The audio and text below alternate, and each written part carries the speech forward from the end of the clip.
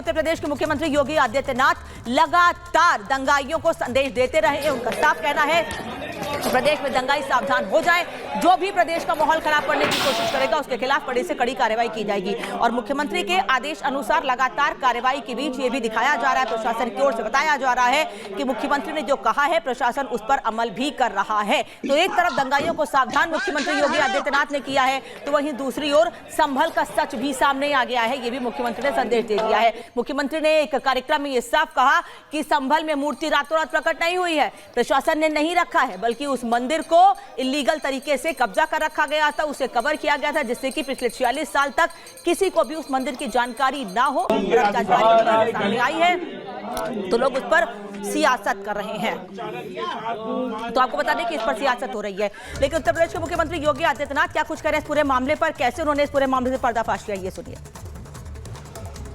कहते थे, डराते थे, कहते थे अरे अयोध्या में कोई फैसला हो गया तो खून की नदियां बहेंगे। अबे हमने कहा फालतू बात करी, मच्छर नहीं मरने वाला है, दंगे फसाद की बात करते हो।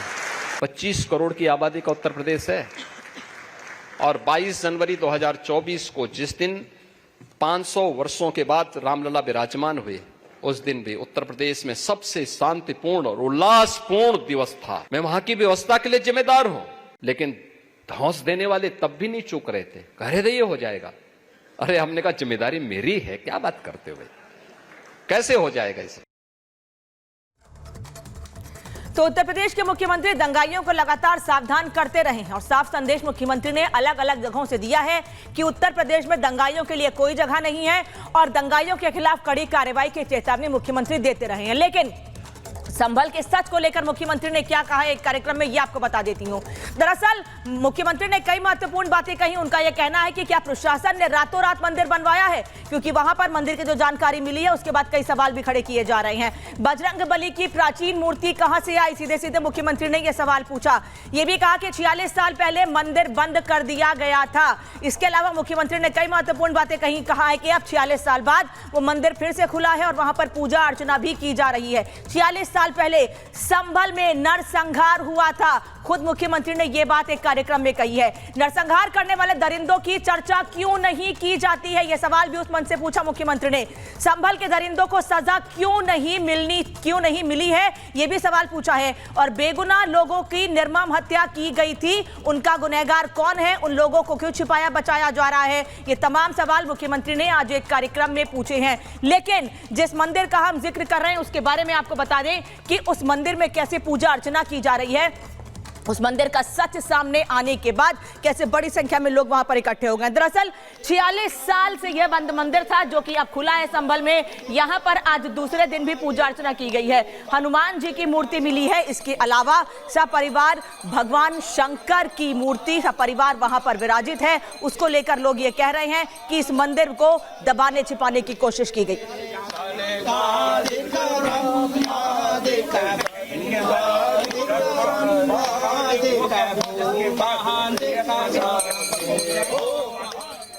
तो बात हमने की थी हनुमान जी की मूर्ति की। हनुमान जी की मूर्ति आपको दिखाई मैंने, और अब देखिए कैसे शिवलिंग की पूजा अर्चना की जा रही है। शिवलिंग पर कैसे अर्घ दिया जा रहा है, शिवलिंग पर कैसे दूध अर्पित किया जा रहा है, कैसे जल अर्पित करके शिवलिंग का अभिषेक किया जा रहा है, ये आप इन तस्वीरों में देख रहे हैं।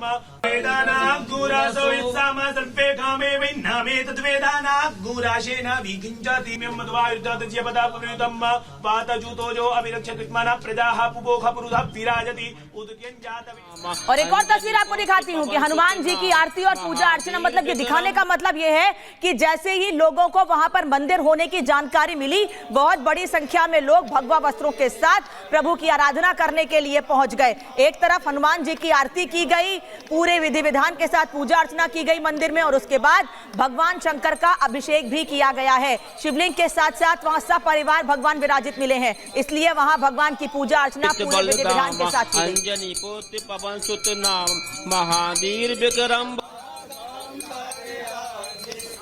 तो एक तरफ ये जो कार्रवाई हम आपको दिखा रही हूं, ये कार्रवाई संभल की है। एक तरफ आपने देखा कि कैसे पूजा अर्चना की गई, जो इलीगल कंस्ट्रक्शन वहां से हटाया गया, उसके बाद मंदिर निकला और वहां पूजा अर्चना की गई, और कैसे इलीगल कंस्ट्रक्शन हटाने का काम संभल में जारी है उत्तर प्रदेश के, ये भी आप देख रहे हैं। बुलडोजर कार्रवाई उत्तर प्रदेश में जारी है।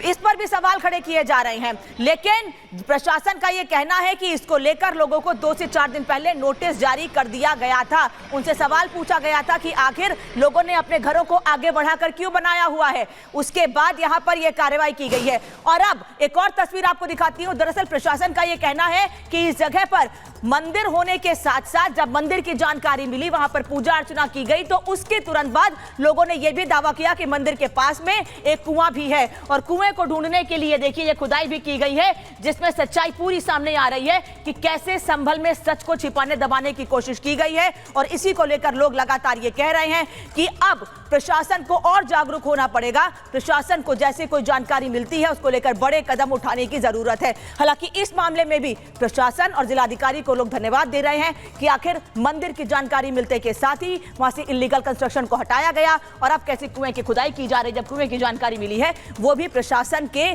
कदम से और प्रशासन की पहल से ही हो पाया है। वहां के लोग अब शुक्रिया अदा कर रहे हैं। कई लोग तो ऐसे हैं जो पूजा अर्चना करने के लिए पहुंचे तो उनकी आंखों में आंसू भी थे। अब ये देख लीजिए इस रिपोर्ट में कि संभल में कैसे इस मंदिर की जानकारी मिली है, कैसे कुएं की खुदाई की जा रही है और मुख्यमंत्री योगी आदित्यनाथ ने कैसे संभल का सच सबके सामने रख दिया।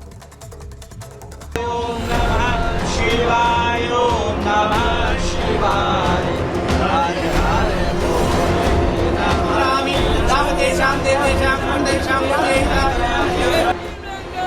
संभल में 24 नवंबर को जहां हिंसा हुई थी, वहां शिव मंदिर मिलने के बाद हलचल और बढ़ गई है।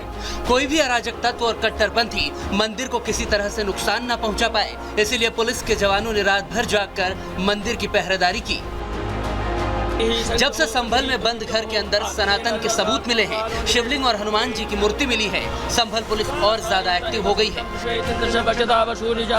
ये जो आप तस्वीरें देख रहे हैं, ये तस्वीरें सुबह की हैं।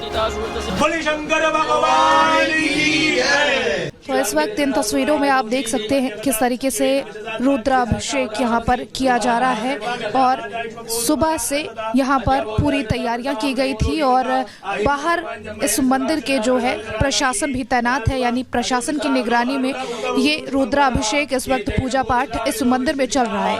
और तमाम जो श्रद्धालु हैं वो दूर दूर से यहाँ पर उनका जन सैलाब भी उमड़ा हुआ है और लोग इस मंदिर के दर्शन करने के बाद भावुक भी हो रहे हैं। लेकिन ये तस्वीर है इस वक्त 46 साल बाद की वो तस्वीर है जब लोगों को ये इंतजार था कि आखिर ये मंदिर कब खुलेगा। और 46 साल बाद प्रशासन की निगरानी में जब प्रशासन की निगाह इस मंदिर पर पड़ी तो अब यहाँ पर पूजा पाठ जो है करने के लिए श्रद्धालु और जो पंडित हैं वो पहुंचे हुए हैं। मंदिर मिलने के बाद लोगों में उत्साह भी है। लोग हनुमान चालीसा का पाठ कर रहे हैं, भजन गा रहे हैं, भगवान के सामने माफी मांग रहे हैं, इसीलिए क्योंकि भगवान 46 साल तक एक बंद घर के भीतर कैद रहे।